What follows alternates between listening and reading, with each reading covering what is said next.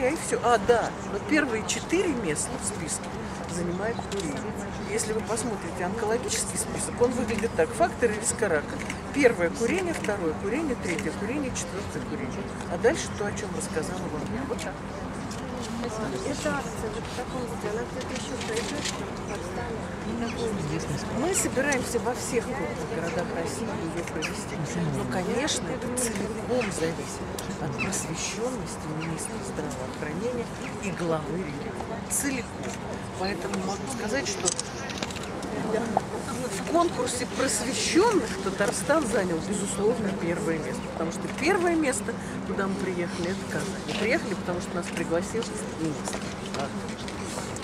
Спасибо. Спасибо. Мы про зарядку говорили. Какие упражнения нужно делать? Какие вы делаете? Вы знаете, можно я рекомендацию? Зарядки еще в школе Значит, зарядки еще в школе учат, но самый большой совет. Прогулки на свежем воздухе вечером после работы. Со скоростью 2 шага в секунду. 5 километров плюс 2 шага в секунду. той активности, да. И все. Я прохожу за 40 минут. И вот это снижает, Аплодисменты министру. это снижает риск возникновения инсульта и инфаркта на 30-40%. В этом Абсолютно точно. Это самое статистика. никакие спортзалы не Зарядку делаете? Послушайте, я час занимаюсь физкультурой.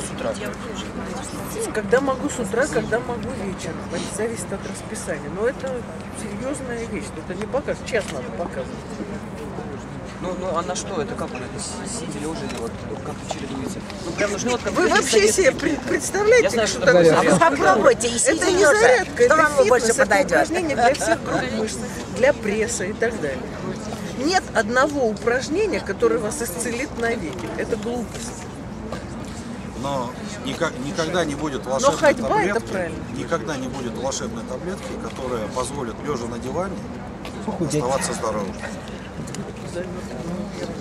Все, ребят. Иван, пейте гвозди и не подходите к нему близко.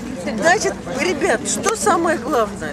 Самообследование раз в месяц. Именно это изменило современную медицину и сделало рак груди совершенно диагностируемым. Даже не маммография, а самообследование. Вот это главное, что должны женщины делать. Все. Спасибо. Ой, давай тоже сфоткаемся. Пойдем, Раша, пойдем. замечательными разговорами. Первый канал уже... Влад! Пойдем.